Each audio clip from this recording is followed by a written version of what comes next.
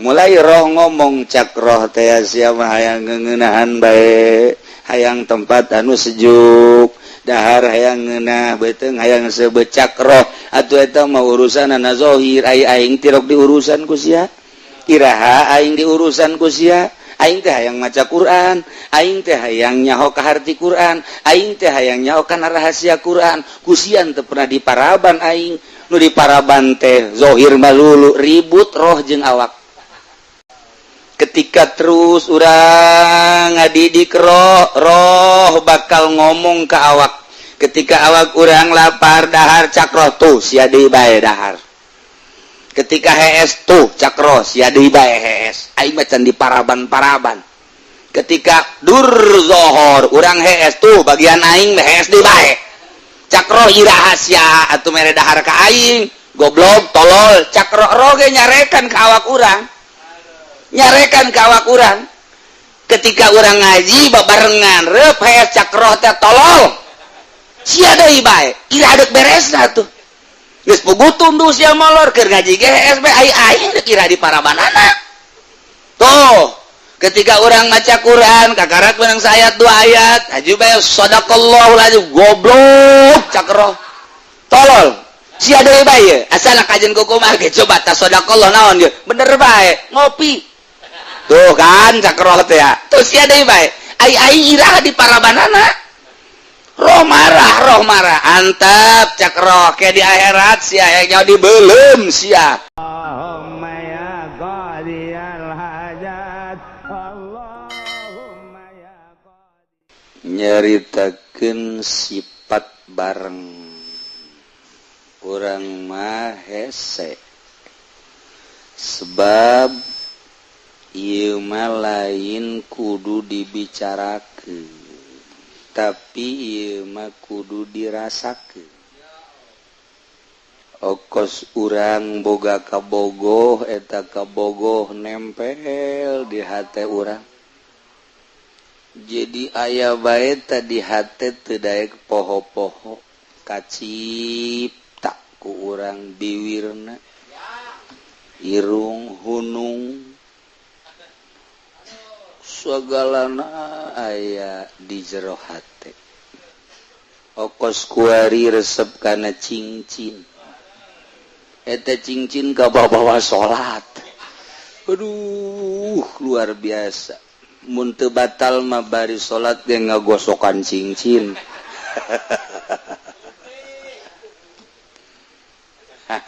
eta lah jadi terlepas tina masalah cinta heula ketika jelema ieu boga rasa cinta bakal poho sagala-gala mantak aya bahasa cinta adalah buta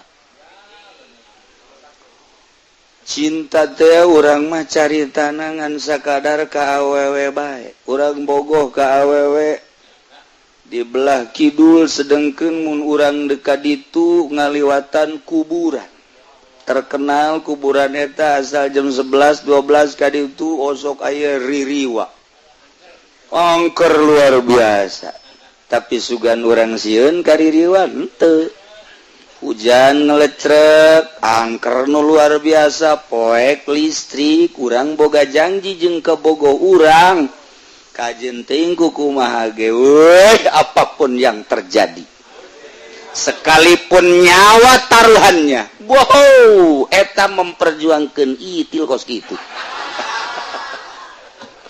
aduh Gusti ya Allah eta cerita cinta kuari jelema memperjuangkeun dagang karena manehanana nu ditingali teh keuntungan dina perdagangan nyana aya perjanjian nupi untungin walaupun kudu nyebrang gunung nyebrang lautan make udara dan lain sebagainya dilakonan baik tesaetik nu kudu transaksi di Singapura tesaetik nu kudu transaksi di Amerika tesaetik nu kudu transaksi di Belanda demi keuntungan pokokna mah wajin teuing kadengikeun layan ngubrus malulu tetep bae kumaha engke wae cinta dunia seperti itu. Jelema cinta jabatan hayang jadi bupati. Nutilok silaturahim didatangan ku nyana. Nyana lolondokan ka dieu kudu make pakaian ieu, ka dieu kudu make pakaian ieu. Terus bae ternyata tina nyana lolondokan jadi bunglon beneran. Iyalah akibat cinta, perlu dibere, perlu disanjung. Terus ieu sebuah cinta. Lamun urang geus cinta ka Gusti Allah, kajian kukumaha ge dibelaan bae. Urang resep jasa berjamaah kebeneran poek listrik. Di samping eta hujan raja ngaririncik lantaran urang geus kagambar ganjaran 27. Pokoknya tidak mau tahu, berangkat bae ka masjid sekalipun tipaleset. Iyalah karena cinta Gusti Allah melalui sholat berjamaah. Masya Allah, ku cinta mah beak. Karena ia dididik soal urusan batin, nyana geus dibere ala kadar celah-celah karasa kunyana tenang mah. Padahal tenang mah lain pinis. Padahal karomah mah lain tujuan. Tujuan nama lain tenang, lain karomah. Hiji Allah ngan awalnya diberi satu ketenangan sakinah. Di dialah manehanana berani mentang mata, batur sare nyana udang, batur sebeh nyana lapar, batur gagayaan nyana cumplang campling. Naon ieu masalahna cinta Allah. Geus teu maelu kajen kukumaha ge. Dinasehatan ku sasage euy sia kunaon edanan seuri bae. Sia kunaon atuh ieu bangona walah wahwala seuri bae. Sia kunaon atuh beda ti sasari seuri bae. Sebab naon? Sebab aya satu kenikmatan nu batur teu jauheun nu hese dijabarkeunana. Percis kos jelema mimiti kawin jeung nu geulis dipegateun kawin deui jeung nu geulis pegateun deui kawin deui jeung nu moah pohara jasa dipegateun deui celek kawin jeung nu jore. Masya Allah tetep bae adem ayem. Kabeh ngomong sia kunaon ieu pamajikan kahiji kadua katilu kaopat garulis dipegat-pegateun ari ieu sia mani terus bae. Ada satu kenikmatan. Aduh hiji tilok marah, kadua ngusapanana pohara, belana ka aing luar biasa. Ngagairahkeunana jeung nganasehateunana. Ya pokokna mah soal rupa mah kos kitu. Pokoknya jangan dilihat rupanya tapi isine widih. Ya rupanya ora pira. Waduh, tapi apem me waduh. Siapa ka apem bayaran. Pugu bararasi ta apem. Nah, iyalah cinta. Urang lamun berbicara cinta kos gitulah. Kuari jelema mencintai cincin. Udang tipeting batur mata hajud kunaon ngagosokan cincin. Eta kaman lamun disoting ku urang meureunana diunggar lembur bloon biasa. Ngagosokan cincin tengah peuting ku goblok-goblok deui. Mun pake maca Quran atuh, tapi tetep bae cinta cincin. Masya Allah, disorot deui. Oh, pohara di luhur disorot, dihandap disorot. Padahal kitu-kitu kene. Boloon budak dibebenjokeun ku nu leuleumpangan di rot cincin. Digulak digelik, digulak digilak, digulak wow cek geus aya seteran. Ya cerita cinta. Cinta wanita, cinta dunia, cinta cincin, cinta kendaraan, cinta jabatan, bebeakan. Kitu kene cinta Allah mesti loba nu dikorbankeun. Nah, ieu mah kan ngaji rasa. Nu mantak dididikna lalaunan ku guru thariqah teu bisa sakaligus. Anu langsung sakaligus tamat mah sugro kubra. Wah, tuh beres tah bagus. Fotokopi bae ku sia. Meuli ka ditu ka meranggen aya buku-bukuna bacaan ku sia mentem sepeleng bisa. Tapi dididik ieu lah dideuleu langkah-langkahna. Didele kekepesanana terhadap dunia, dididik dicarekan, tingkatkan ieu kieu Muncara lang-layangan manggis bisa dipaen ke kuno main ke nana lantaran hilang layangan berat kabuntut terdaik naik kurang buntut dibuntutan berat sabelah ngigir baik berat kabelah dia ngigir baik diopenan talang layangan teh buntutan abeh naik buntutan teh miring baik belah dia kurang diraut deh supaya ngeunah enteng paenkeun ka itu nurut ya guru terhadap murid seperti kita. Itulah dididik itu supaya boga rasa bahwanya na didelekeun ku Allah, bahwanya na didengikeun ku Allah, bahwanya na teh dikanyahokeun ku Allah, tak kena boga rasa eta tah. Pan urang ge ngaji manggeus nyaho, malah didengung-dengungkeun disapekar wujud kidambako mukhalafatun lil hawadis.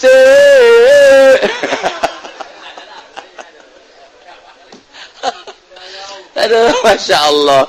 Tapi kalakuan anak kos tungateun artikana wujud kidambako aja. Wayang ngeridit bae. Wayang main bola di TV terus bae. Hei, ai isya kaunuhu aliman samian basirona mana? Ai dina paksa peker mah pohara jasa. Di berjamaahkeun ku nyano. Ceramah bisaan jasa. Saudara-saudara sekalian, MZ bae. Nu matak eleh geus paeh kan MZ na.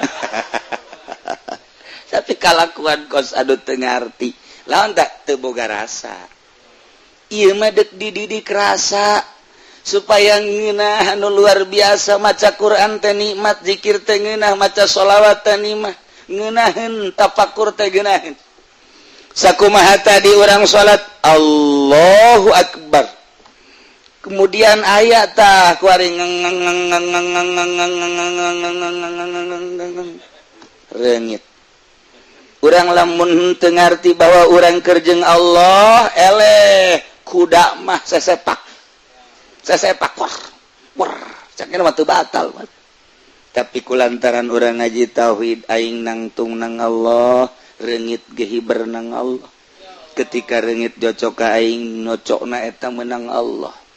Geus bae nafsu aing teh embungeun digegel reungit ngan aing keur dicoba ku Gusti Allah.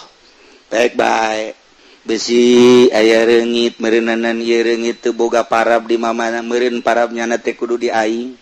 Nangatur Allah meureunnan nyana supaya sebeuheun di aing nyanggakeun sadaya-daya Gusti abdi mah keur ka Gusti lain salat tungtung mah ngobrol jeung reungit. Eta mah jam penjabaran. Mata ieu mah rasa hese dijabarkeunana. Ketika orang salat Allahu Akbar panas cik watek urang mah embung jasa hareudang teh. Jahayangna mah tiis ngahiliwir tapi dibere panas. Perangan ku urang. Ye. Cak watek dea ieu mah watek ngan aing keur merangan watek deuk jeung Allah aing mah. Mulai roh ngomong cak roh teh sia mah hayang ngeuneunahan bae. Hayang tempat anu sejuk, dahar hayang ngeunah beuteung hayang sebecak roh. Atuh eta mah urusanna zahir, aing tirok diurusan ku sia. Iraha aing diurusan ku sia. Aing teh hayang maca Quran, aing teh hayang nyaho ka harti Quran, aing teh hayang nyaho kana rahasia Quran. Ku sia teu pernah diparaban aing. Nu diparaban teh zahir malulu ribut roh jeung awak. Kitulah thariqah. Ketika terus urang ngadidik roh bakal ngomong ke awak. Ketika awak urang lapar dahar cak roh tuh sia deui bae dahar. Ketika hees tuh cak roh sia deui bae hees. Aing macan diparaban-paraban. Ketika dur zohor urang hees tuh bagian aing hees deui bae. Cak roh ieu rahasia atuh mere dahar ka aing. Goblok tolol cak roh ge nyarekan ka awak urang. Nyarekan ke awak urang. Ketika urang ngaji babarengan reup hees cak roh teh tolol sia deui bae ira deuk beresna tuh geus pugutun tuh sia molor keur ngaji ge hees bae ai deuk ira di parabanana tuh. Ketika urang maca Quran kakarak menang sayat 2 ayat aju bae sadaqallahul azim goblok cak roh tolol sia deui bae asal kajen kumaha ge coba ta sedekah naon ge bener bae ngopi tuh kan cakroh teh ya tuh sia deui bae ai irah di parabanana roh marah antep cakroh ke di akhirat sia nya dibeulem sia padahal geus dibeulem panjeung aing-aingna cakroh teh ya wayahna atuh ieu lah toriko dibulak dibalik ngeuweukeun watek tobeat urang dika Allahkeun supaya leres sakumaha halang layangan dipaenkeun ka mana belah dieuna ku guru maksudna belah dituna ku Allah ketika datang instruksi ti Allah persis ka Sidina Abu Bakar Siddiq radhiyallahu anhu Abu Bakar Siddiq cak Abu Jahal Abu Bakar siap percaya gitu kana lamunan Muhammad kana sihir Muhammad gitu kunaon kamari mah Muhammad masih wajar-wajar kene kuari mah Muhammad bejana mantas di Palestina tina naik ka luhur lagi ka Sidratul Muntaha ya siap percaya leuwih ti eta percaya Abu Bakar Siddiq iyalah iman anu luar biasa bandingkan jeung urang titah ulah ngridit masih ngridit lah ku guru ge teu kanyahoan ieu tolol teh coba ku guru ge teu kanyahoan ai Allah lah Allah mah gaib ieu tuh bolot dek datang ke mana ya orang ibadah iyalah diperlukan torikoh teh diperlukan saat jelema teh ikhlaskeun melalui torikoh teh diperlukan saat jelema takabur datangkeun torikoh teh diperlukan ketika manehna hubud dunya datangkeun torikoh teh diperlukan ketika jelema ieu kitu hubur riasah yang jadi pamimpin datangkeun torikoh nu matak toriko teh diperlukeun bagi jelema nu deuk ka Allah ketika takabur di toriko mah ulah sok norekat sia abe ulah takabur sing bener norekat ketika manehana ujub cak toriko ge ulah sia ujub bae sok geura norekat abe ulah ujub sok geura maneh teh ko hubudun ya be datangkeun toriko abe toriko teh ngabasmi tentang hubul mal hubul jah hubur yasah numatak teu kaharti ieu mah norekat onto ongko dagang limbah ongko tojainya norekat onto ongko ngahikmat ongko ti dituna norekat ongko tapi manehana dudunya terus bohong berarti norekat tah ieulah diperlukan toriko mulai dibersihan melalui lelembutan abeh main lelembutan urang aya latifatul qalbi lelembutan qalbi latifatur ruh lelembutan ruh latifatul sir lelembutan sir latifatul kopi lelembutan kopi dan selanjutnya lamun geus rapi lelembutan lah nu main lamun lelembutan geus main mantep jasa duh asana aing bogoh kasar witi lelembutan main tangaranna cinta datang teh mah lelembutan juri gatuh ku situ mah lelembutanna ka Allah lantaran geus diberesan engke dibere firasatul mukmin awas adaku firasah seorang mukmin leuwih tajam tibatan pedang ngetek sing hade ka firasatul mukmin mantak mentalah petunjuk ke ahli firasah nah ku ari mah ahli firasah mah ge ahli firasah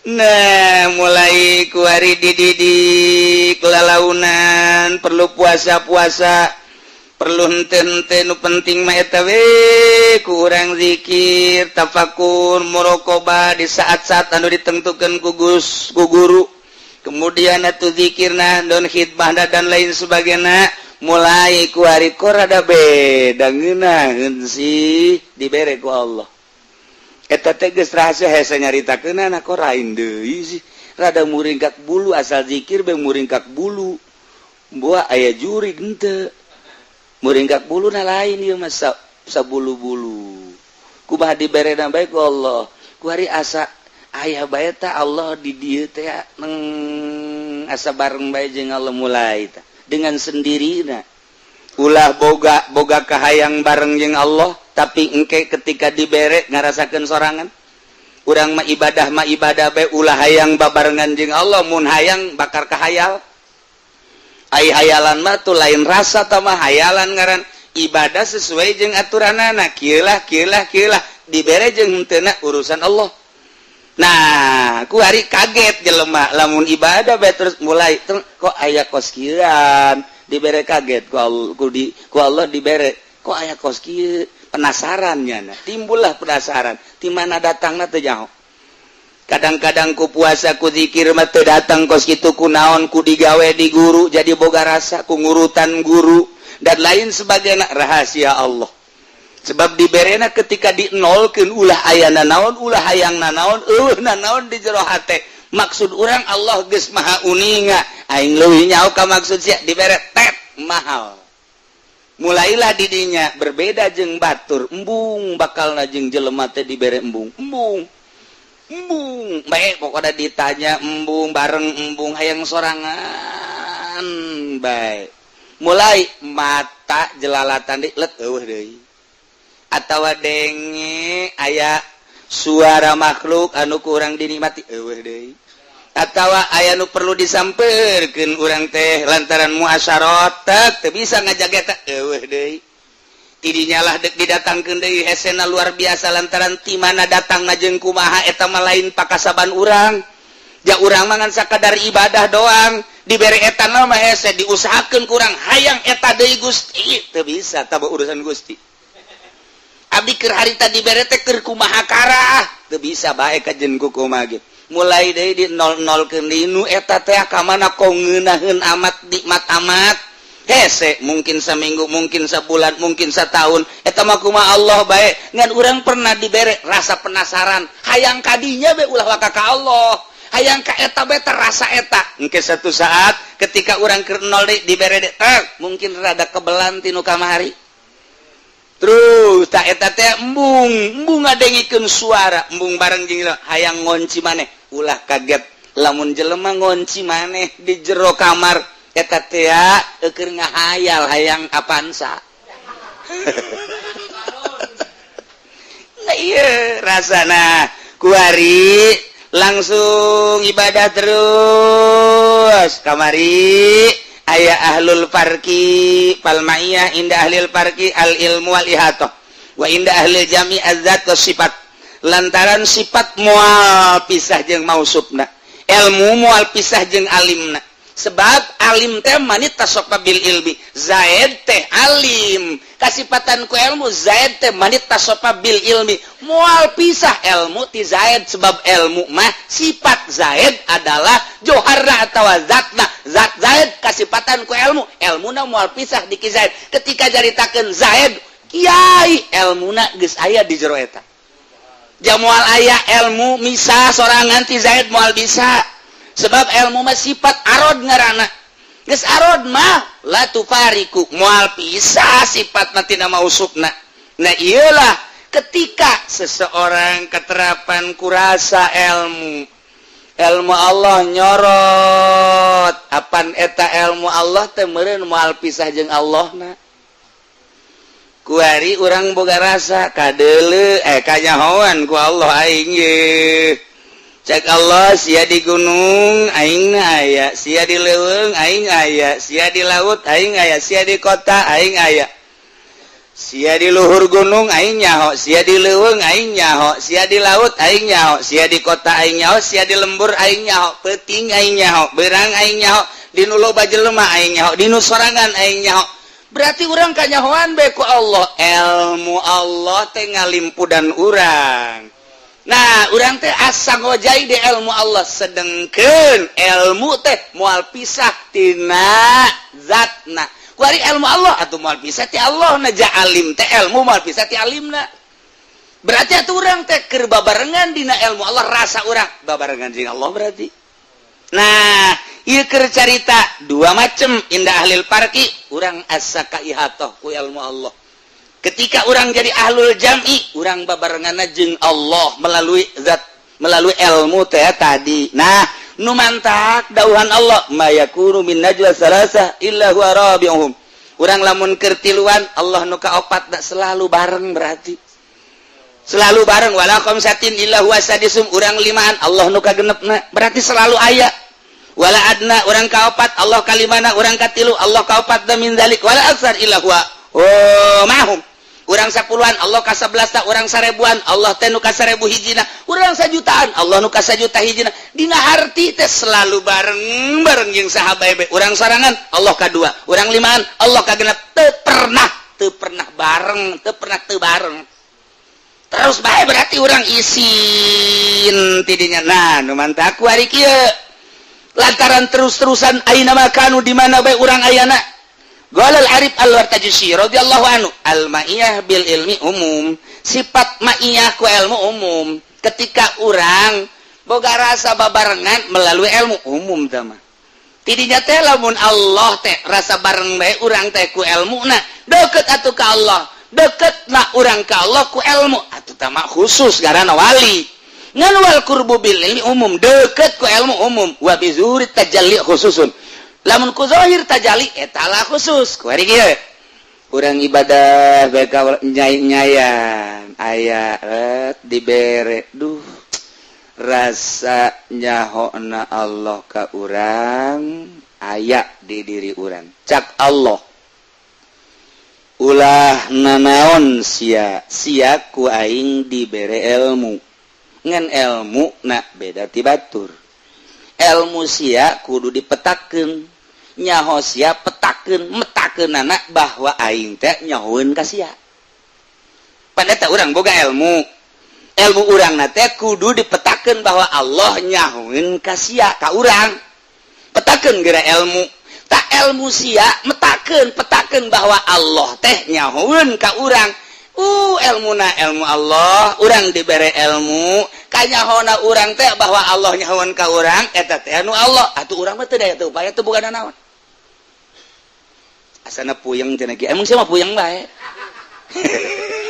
perhatikeun urang bodoh ka Allah kuari dibere teu ilmu bahwa Allah teh nyahoeun eta ilmu urang teh dibere ku Allah teh nyahoeun ka urang nang di Allah eta teh leutik du kos kitu mah umum tamah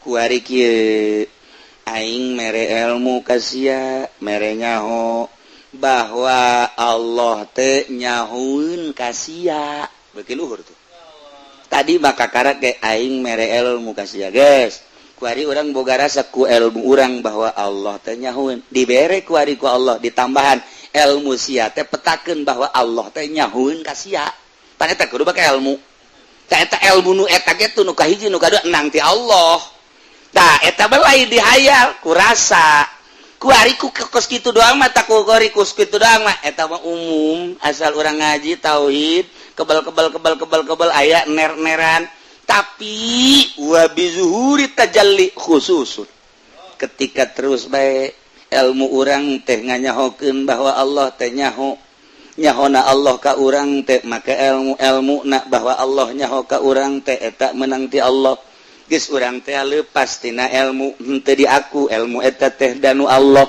setit catungtung ilmu eta di aku eta teh hijab pengakuan urang antara urang jeung Allah moal zahir Allah lepaskeun geura ieu urang dibere ilmu ku Allah ilmu eta teh jangan nyahokeun bahwa Allah teh nyahoeun ka urang ta eta ilmu eta teh nu Allah ketika eta ilmu di aku eta hijab ka Allah moal aya tajalli ka jadi gau sebab di aku satungtung urang ngaku berarti eta halang nu mantak lamun aya kiai ya tah budak so amat sia nyaho alpiah ge panti aing kiai jauh ka Allah sia geus so amat pan sia nyaho johar makmun nyaho mantek teh ngaji ti saeu guruna yeuh sia nyaho kalip bengkok teh ti aing di aku kumanehanana hijab jauh jasa jeung Allah kana jam nyana jadi kiai sia bisa baca Fathul Muin ingat menang di saha ieu guru sia ieu bere berkat atuh aing hormat atuh kusiapan aing teh guru sia tidak bisa maca Fathul Muin jadi bisa gara-gara aing tah eta teh ilmu ti aing eta lah hijab antara dirina jeung Allah pikir mah kos kitu bae nu mentak lamun jelema teu norekat wow make di radio di televisi di orbitkeun hadirilah pengajian kilatan di pondok pesantren Asupendia. Orang di jero dagang karung. Nah eta teh kos kitu teh bagus cek ahli tarekat teh sebab aya sebuah pengakuan. jauh ka Gusti Allah. Sanajan cek syariat masalah untuk syiar ngan di akhirat jauh nyawa jadi boga ganjarannya henteu. Hadirilah pengajian Alfiyah Fathul Muin dan lain sebagainya bulan puasa sampai tanggal 20 dengan uang mitah 5 juta. Kata Pak Kiai dagang ilmu syiar dikaradiokeun, dikatelevisikeun, di selembaran dan lain sebagainya. Salah henteu demi syiar cak ahli thariqah salah moal meunang ganjaran sebab aya sebuah pengakuan hijab antara dirina jeung Allah. Tuh, banyak berbagai tingkatan-tingkatan. Nah, kuari marasa ya Allah teng melalui ilmu ti kelekep ti ilmu Allah. Ya aing benta dibentakeun ku Allah nyaweun, aing peureum dipeureumkeun ku Allah nyaweun, aing udang diudangkeun ku berarti Allah nyaweun. Aduh, aing teh ti kelekep dina ilmu Allah persis sakumaha urang kitu di laut. Urang silem di laut. Kaharep ka tukang kagigir kabeh cai laut, kaluhur ka handap cai laut. Ieu ge urang ti kalekep dina ilmu Allah, kaharep ka tukang kagigir kaluhur ka handap ilmu Allah, ti kalekep dina ilmu Allah. Ambalayah keneh tah manungkos kitu mah. Loba keneh, ya Allah. Eta ge geus hese jasa sih ulah nganggap ngambalayah ulah. Ieu keur carita nu ka Allah, loba tah manuk kitu mah. Menteknya nama beuki sieun bae ka Allah. Titita ngeredit ngebiri gidig tita asup ka Golkar embung sakumaha deuk seuneu sieun ka Allah sieun nu geus kitu diajak ka pendopo bae ge embung sia bae embung aing mah pokona nu penting mah usia masuk kitu bae aing datang mah embung ka pendopo tapi berkatna mah tetep kiriman jiblon mah jelema. Nah ieu geus beuki apik beuki sieun kunaon eta rasa dikajahokeun ka Allah beusi salah ambalaya. Tapi ketikanya lepas teu aku ieu kicep nu Allah denge nu Allah ambe nu Allah rasa sakabehna nu Allah urang mah eueuh tatadina ge aya diayakeun ku Allah engke ge eueuh berarti ayana urang mah lalagaan nu ayana hakiki mah Gusti Allah geus bae boga rasa eueuh bae urang leng majzub ngaranna katarik hate kana ayana Gusti Allah. Majzub ngaranna nu kos kitu teu boga rasa dirina aya nu mantak keur majzub kitu mah nyana edan katarik rasa ku Gusti Allah. Nah ieu teh ya kajeun teuing nyana teu salat keur edan Allah kadang auratna kadeuleu majzub ngaranna dihampura ku Gusti Allah sebab keur majzub jaku Allah ditarik rasana kana ngaranna teh engke teh bebak kok cager dititah ku Gusti Allah kembali ke masyarakat. Nah eta teh geus dibere ku Gusti Allah tajalli kadeleuna gunung lain gunung tapi Allah laut kadeleuna lain Allah lain laut tapi Allah tangkal lain tangkal tapi Allah tajalli eleh kabeh ku Gusti Allah sebab ieu dunya ayana lalagaan tadina eueuh kuari aya ti eueuh ka aya nu ngaayakeun Allah sanggeusna aya nung naon ngaranna utar atur Allah geus kadeuleu ombak laut diatur ku Allah nu kadeuleu lain ombak lautna tapi Allah nu ngaturna gunung luhurna ieu nangaluhurkeun Allah lain gunungna nu kadeuleu aturan Allahna ditajallikeun ku Gusti Allah geus kabeh nu kadeuleu teh ieu teh lain dunya tapi nu nyieun dunya ti eueuh ka aya ti aya ke eueuh deui berarti ieu mah lalagaan percis kos kalangkang bae nu aya hakiki mah Allah ditajallikeun ku Gusti Allah blak ieu lah nu hese ketika jelema ieu boga rasa cinta bakal poho sagala-gala mantak aya bahasa cinta adalah buta. Cinta teh urang mah caritana ngan sakadar ka awewe bae urang bogoh ka awewe di belah kidul sedengkeun mun urang dekat ditu ngaliwatan kuburan terkenal kuburan eta asal jam 11 12 ka ditu osok aya ririwa angker luar biasa tapi sugan urang sieun ka ririwa henteu hujan ngelecrek angker nu luar biasa poek listrik kurang boga janji jeung kebogo urang kajenting kumaha ge apapun yang terjadi sekalipun nyawa taruhannya wow eta memperjuangkeun itil kos kitu aduh Gusti ya Allah eta cerita cinta kuari jelema memperjuangkeun dagang karena manehanana nu ditingali teh keuntungan dina perdagangan nyana aya perjanjian nu piuntungin walaupun kudu nyebrang gunung nyebrang lautan make udara dan lain sebagainya dilakonan bae teu saeutik nu kudu transaksi di Singapura kesaitik nu kudu transaksi di Amerika kesaitik nu kudu transaksi di Belanda demi keuntungan pokokna mah wajin teuing kadengikeun layan ngubrus malulu tetep bae kumaha engke wae cinta dunia seperti gitu jelema cinta jabatan hayang jadi bupati nu tilok silaturahim didatangan ku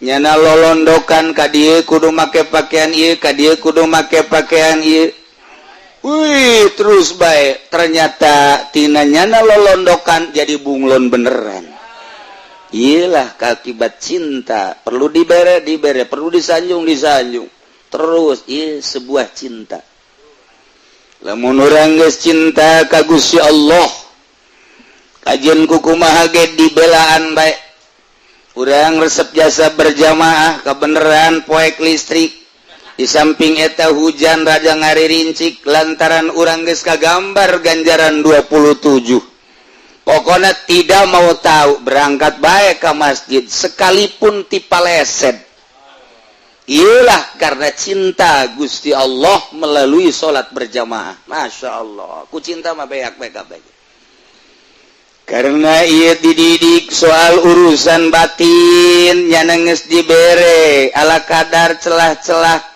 karasa kunyana tenang padahal tenang mah lain pinis padahal karomah mah lain tujuanna mah lain tenang lain karomah hiji Allah ngan awalna dibere satu ketenangan sakinah di dieulah manehanana berani mentang mata batur sare nyana hudang batur sebeuh nyana lapar batur gagayaan nyana cumplang campling naon ieu masalahna cinta Allah geus teu maelu kajen kumaha ge dinasehatan ku sasage euy sia kunaon eedanan seuri bae sia kunaon atuh ieu bangona walah wae seuri bae sia kunaon atuh beda ti sasari seuri bae sebab naon sebab aya satu kenikmatan nu batur teu jauheun nu hese dijabarkeunana percis kos jelema mimiti kawin jeung nu geulis dipegateun kawin deui jeung nu geulis pegateun deui kawin deui jeung nu moah pohara jasa dipegateun deui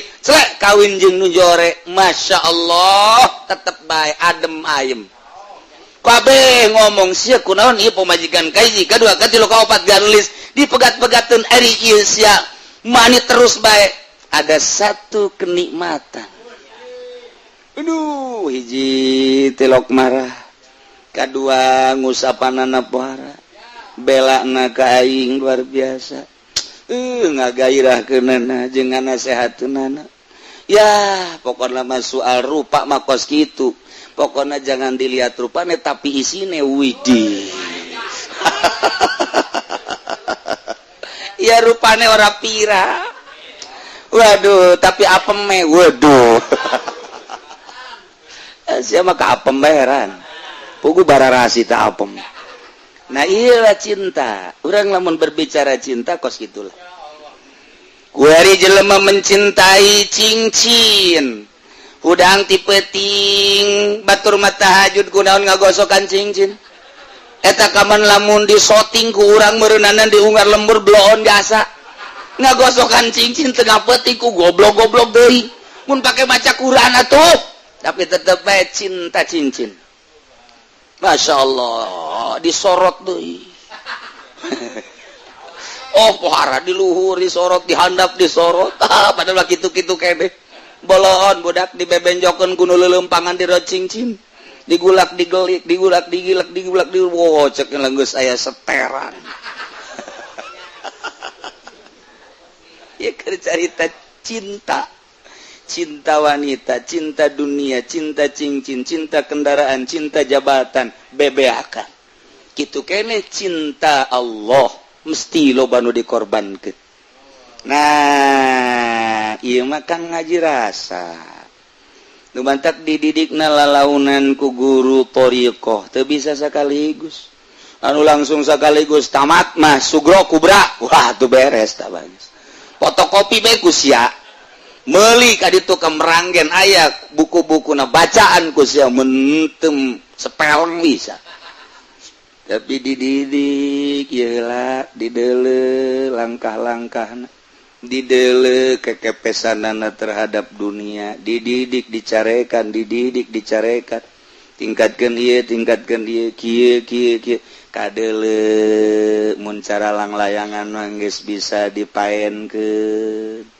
Kuno main kenana lantaran ieu langlayangan berat ka buntut teu daek naik kurang buntut dibuntutan berat sabelah ngigir bae berat ka belah dia ngigir bae diopenan talang layangan teh buntutan abeh naik buntutan oh ieu teh miring bae belah dia kurang diraut deui supaya ngeunaheun teng paenkeun ka dieu nurut ya guru terhadap murid seperti gitu. Itulah dididik itu supaya boga rasa bahwanyana dideleukeun ku Allah, bahwanyana didengikeun ku Allah, bahwanyana teh dikanyahokeun ku Allah, tak kena boga rasa eta tah. Pan urang ge ngaji mah geus nyaho, malah didengung-dengungkeun disapekar wujud kidambako mukhalafatun lil hawadis.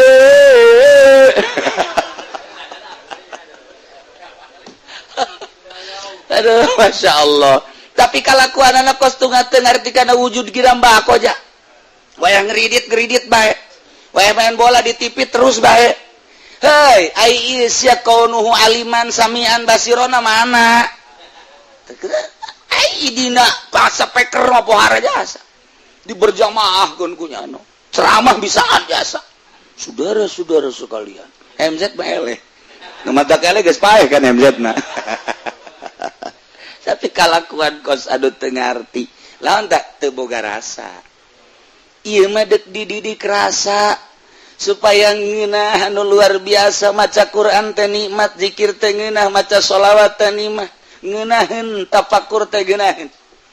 Sakumaha tadi urang salat Allahu Akbar. Kemudian ayat tah kuari reungit. Urang lamun teu ngarti bahwa urang keur jeung Allah eleh kuda mah sesepak war cakna mah teu batal. Tapi kulantaran urang ngaji tauhid aing nangtung nang Allah, reungit ge hiber nang Allah. Ketika reungit jocok ka aing nocokna eta meunang Allah. Geus bae nafsu aing teh embungeun digegel reungit ngan aing keur dicoba ku Gusti Allah. Baik-baik besi aya reungit meureunanan ieu reungit teu boga parab di mamana meureun parabnyana teh kudu di aing. Nangatur Allah meureunnanan nyana supaya sebeuheun di aing nyanggakeun sadaya-daya Gusti abdi mah keur ka Gusti lain salat tungtung mah ngobrol jeung reungit. Eta mah jam penjabaran. Matak ieu mah rasa hese dijabarkeunana. Ketika orang salat Allahu Akbar panas cik watak urang mah embung jasa hareudang teh jahayangna mah tiis ngahiliwir tapi dibere panas perangan ku urang je cak watak dea ieu mah watak ngan aing keur merangan watak deuk jeung Allah aing mah mulai roh ngomong cak roh teh sia mah hayang ngeunahan bae hayang tempat anu sejuk dahar hayang ngeunah beuteung hayang sebecak roh atuh eta mah urusanna zahir ai aing tirok diurusan ku sia Iraha aing di urusan ku sia, aing teh hayang maca Quran, aing teh hayang nyaho ka harti Quran, aing teh hayang nyaho kana rahasia Quran. Kusian teu pernah diparaban aing, nu diparaban teh zohir malulu ribut roh jeung awak. Kitulah thariqah. Ketika terus urang ngadidik roh bakal ngomong ke awak. Ketika awak urang lapar dahar cakroh tuh sia deui bae dahar. Ketika hees tuh cakroh sia deui bae hees. Aing macan diparaban-paraban. Ketika dur zohor urang hees tuh bagian aing hees deui bae. Cakroh iraha sia atuh mere dahar ka aing. Goblok tolol cakroh roge nyarekan ka awak urang. Nyarekan ke awak urang. Ketika urang ngaji babarengan reup hees cakroh teh tolol. Sia deui bae, ira deuk beresna tuh. Geus pugutun tuh sia molor keur ngaji ge hees bae ai deuk ira di parabanana. Tuh, ketika urang maca Quran kakarak menang sayat 2 ayat, aju bae sadaqallahul azim goblok cakroh. Tolol. Sia deui bae, asal kajen kukumah ge coba ta sadaqallah naon ge. Bener bae, ngopi. Tuh kan cakroh teh ya. Tuh sia deui bae. Ai iraha di parabanana. Roh marah. Antep cakroh ke di akhirat sia aya dibeulem sia.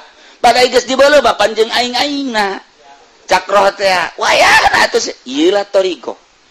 Dibulak dibalik ngeuweuhkeun watak. Tobeat urang dikaallahkeun supaya leres sakumaha halang layangan dipaenkeun ka mana belah dieuna ku guru maksudna belah dituna ku Allah. Ketika datang instruksi ti Allah persis ka Sayyidina Abu Bakar Siddiq radhiyallahu anhu. Abu Bakar Siddiq cak Abu Jahal, Abu Bakar siap percaya gitu kana lamunan Muhammad kana sihir Muhammad gitu kunaon.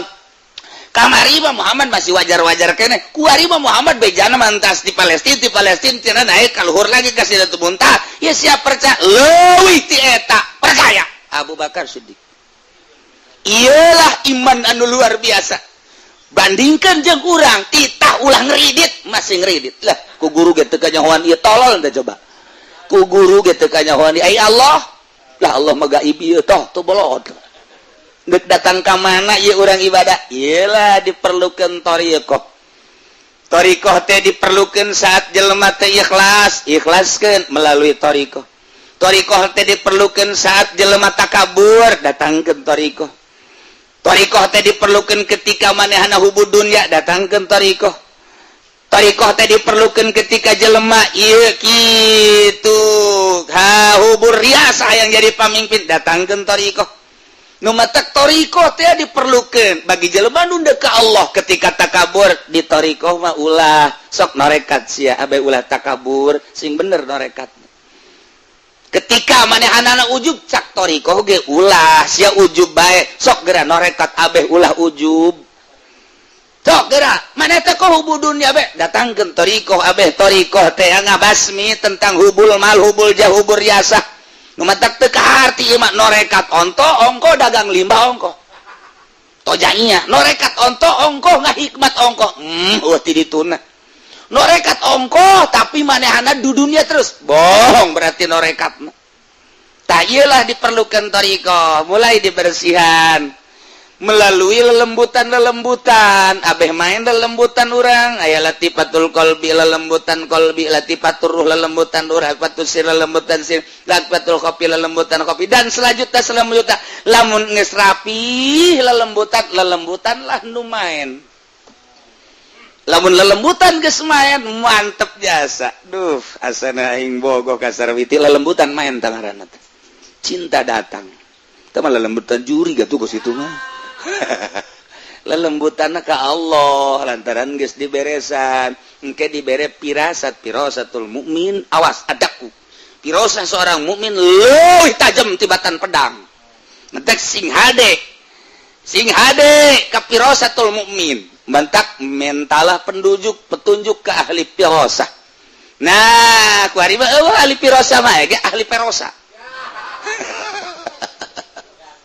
Nah mulai kuari dididik lalaunan perlu puasa perlu henteu nu penting mah eta we kurang zikir tafakur muraqabah di saat-saat anu ditentukeun ku guru kemudian atuh zikirna don khidmah dan lain sebagainya mulai ku hari ko rada beda ngeunaheun sih dibere ku Allah eta teh geus rahasia hese nyaritakeunana kok lain deui sih rada muringkak bulu asal zikir be muringkak bulu buah aya jurig henteu muringkak bulu na lain ieu mah sabulu-bulu kumaha diberena bae ku Allah ku hari asa aya bae teh Allah di dieu teh asa bareng bae jeung Allah mulai tah dengan sendirina ulah boga kahayang bareng jeung Allah tapi engke ketika dibere ngarasakeun sorangan urang mah ibadah bae ulah hayang babarengan jeung Allah mun hayang bakar kahayal ai hayalan mah tuh lain rasa tamah hayalan ngaran ibadah sesuai jeung aturanana kieu lah dibere jeung henteu urusan Allah. Nah ku hari kaget jelema lamun ibadah bae terus mulai kok aya kos kieuan dibere kaget ku Allah dibere kok aya kos kieu penasaran nya timbullah penasaran ti mana datangna teu nyaho. Kadang-kadang ku puasa ku zikir mah teu datang kos kitu kunaon ku digawe di guru jadi boga rasa ku ngurutan guru dan lain sebagainya rahasia Allah sebab diberena ketika dinolkeun ulah ayana naon ulah hayangna naon naon di jero hate maksud urang Allah geus maha uninga aing leuwih nyaho ka maksud sia dibere tet mahal mulailah didinya berbeda jeung batur embung bakalna jeung jelema teh dibere embung baik pokoknya ditanya embung bareng embung hayang sorangan baik mulai mata jelalatan let eueuh deui atawa denge aya suara makhluk anu kurang dinikmati eueuh deui atawa aya nu perlu disampeurkeun urang teh lantaran muasyarat teu bisa ngajaga eta eueuh deui tidinya lah didatangkeun deui hesena luar biasa lantaran ti mana datangna jeung kumaha eta mah lain pakasaban urang ja urang mah ngan sakadar ibadah doang dibere eta mah hese diusahakeun kurang hayang eta deui Gusti teu bisa tah urusan Gusti abdi keur harita dibere teh keur kumaha karah teu bisa bae kajen ku kumaha ge mulai deui di nol-nolkeun dinu eta teh ka mana kok ngeunaheun amat nikmat amat hese mungkin seminggu mungkin sebulan mungkin setahun eta mah kumaha Allah bae ngan urang pernah dibere rasa penasaran hayang kadinya be ulah waka ka Allah hayang ka eta bae terasa eta engke satu saat ketika urang keur nol dibere mungkin rada kebelan tinu kamari terus tak eta teh embung ngadengikeun suara embung bareng jeung hayang ngonci maneh ulah kaget lamun jelema ngonci maneh di jero kamar eta teh keur ngahayal hayang apansa nah ieu rasana kuari langsung ibadah terus kamari aya ahlul farqi fal ma'iyah inda ahlil farqi al ilmu wal ihatah wa inda ahlil jami' az-zat was sifat lantaran sifat moal pisah jeung mausufna ilmu moal pisah jeung alimna sebab alim teh manit tasopa bil ilmi zaid teh alim kasipatan ku ilmu zaid teh manit tasopa bil ilmi moal pisah ilmu ti zaid sebab ilmu mah sifat zaid adalah joharna atawa zatna zat zaid kasipatan ku ilmuna moal pisah di ki zaid ketika jaritakeun zaid kiai ilmuna geus aya di jero eta jamual aya ilmu misah sorangan ti zaid moal bisa sebab ilmu mah sifat arod ngaranna geus arod mah la tufariku moal pisah sifat tina mausufna nah iyalah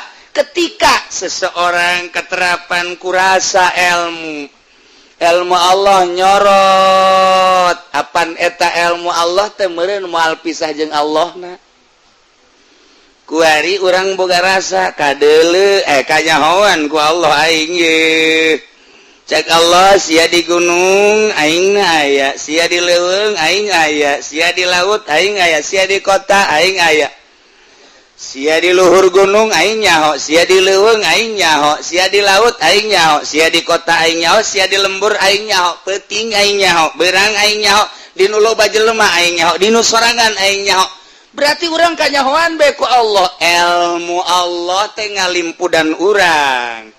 Nah urang teh asa ngojai di ilmu Allah sedengkeun ilmu teh moal pisah tina zatna. Kuari ilmu Allah atuh moal pisah ti Allah na alim teh ilmu moal pisah ti alimna.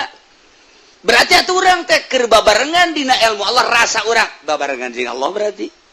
Nah, ieu keur carita dua macem indah ahlil parki urang asa ka ihatoh ku ilmu Allah. Ketika orang jadi ahlul jam'i, orang babarenganna jeung Allah melalui zat, melalui ilmu teh tadi. Nah, nu mantak dauhan Allah, ma yakunu min najwa salasa illa huwa rabi'uhum. Urang lamun keur tiluan, Allah nu kaopat da selalu bareng berarti. Selalu bareng wala khamsatin illa huwa sadisum, urang limaan Allah nu kagenepna, berarti selalu aya. Wala adna urang kaopat, Allah kalimana, urang katilu, Allah kaopat da min zalik, wala aksar illa huwa mahum. Urang 10-an Allah ka 11, urang 1000-an Allah teh nu ka 1000 hijina, urang 1 jutaan Allah nu ka 1 juta hijina. Dina harti teh selalu bareng jeung sahabat. Urang sorangan Allah ka 2, urang 5-an Allah ka 6, teu pernah bareng, teu bareng. Terus bae berarti urang isin tidinya. Nah, nu mantap ku ari kieu. Lantaran terus-terusan ayeuna makanu di mana bae urang ayana.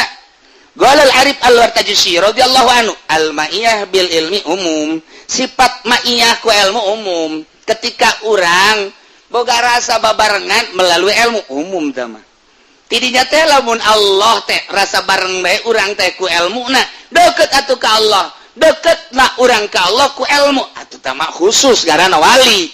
Ngan wal qurbu bil ilmi umum, deukeut ku ilmu umum, wa bi zuhuri tajalli khususun. Lamun ku zahir tajalli eta lah khusus. Kuari kieu. Urang ibadah bae ka nyai-nyayan aya dibere. Duh.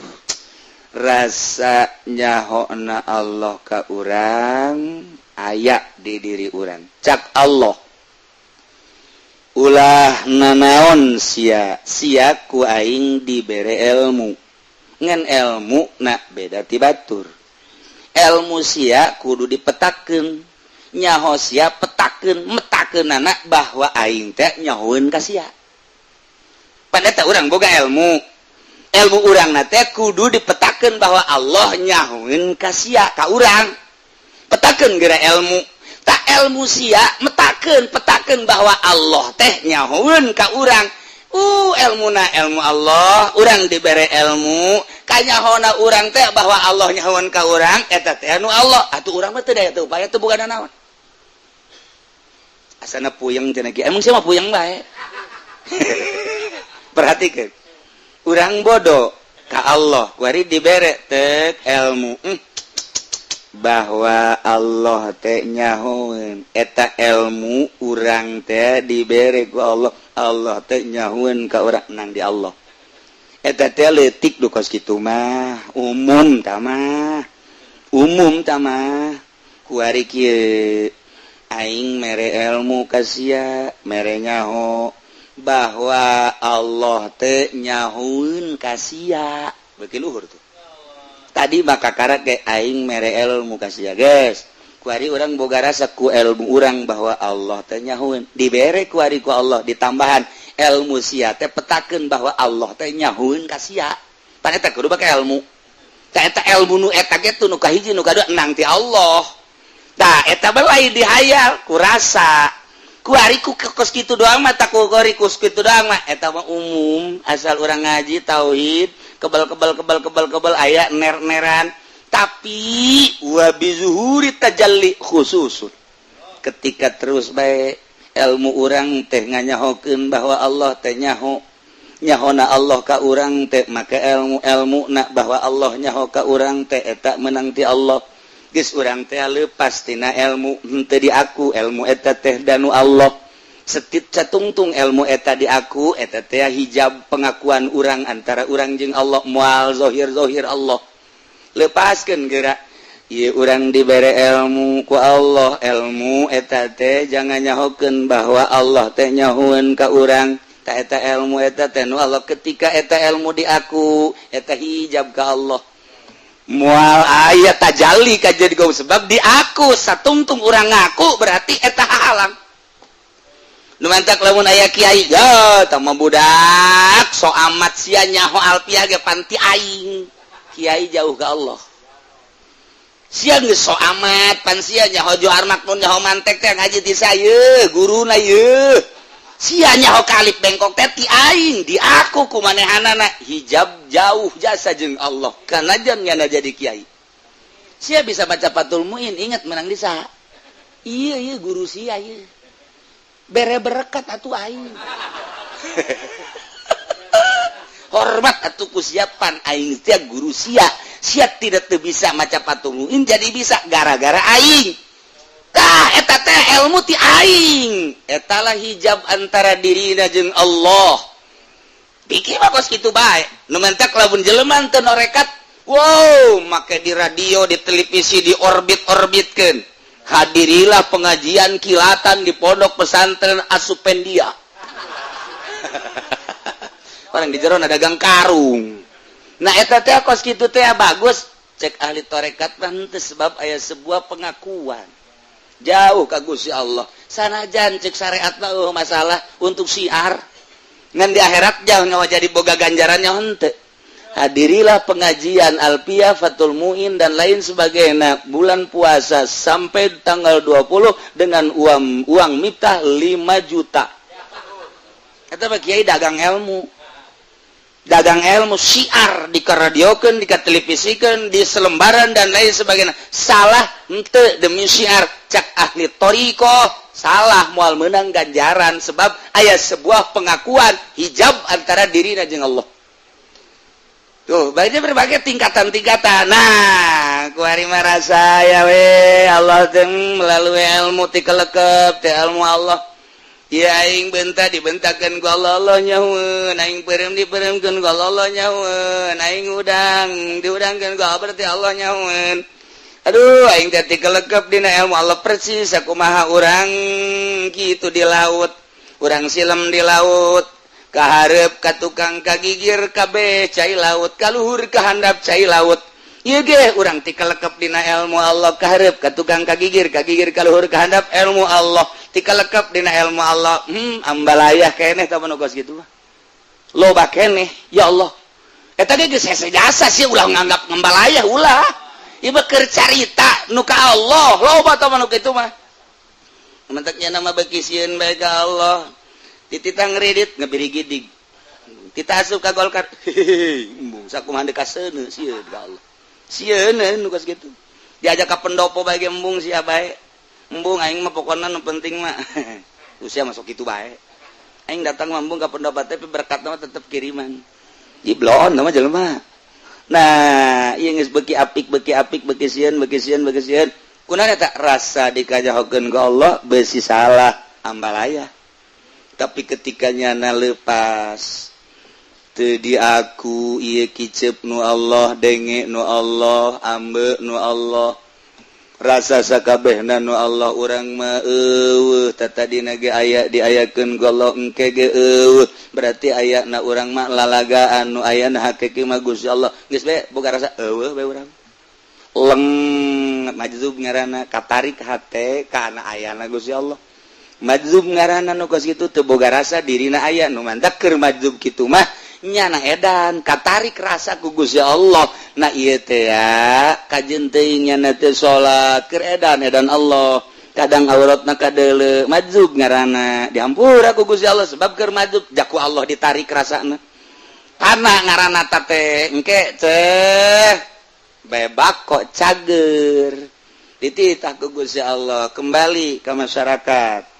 Nah eta teh geus dibere ku Gusti Allah tajalli kadeleuna gunung lain gunung tapi Allah laut kadeleuna lain Allah lain laut tapi Allah tangkal lain tangkal tapi Allah tajalli eleh kabeh ku Gusti Allah sebab ieu dunya ayana lalagaan tadina eueuh kuari aya ti eueuh ka aya nu ngaayakeun Allah sanggeusna aya nung naon ngaranna utar atur Allah geus kadeuleu ombak laut diatur ku Allah nu kadeuleu lain ombak lautna tapi Allah nu ngaturna gunung luhurna ngaluhurkan Allah lain gunung dan nuka aturan Allah nah ditajalikan ku Gusti Allah geus kabeh nuka teh lain dunia tapi nunyeun dunia ti eueuh ka aya ti aya ke eueuh deui berarti ieu mah lalagaan percis kos kalangkang bae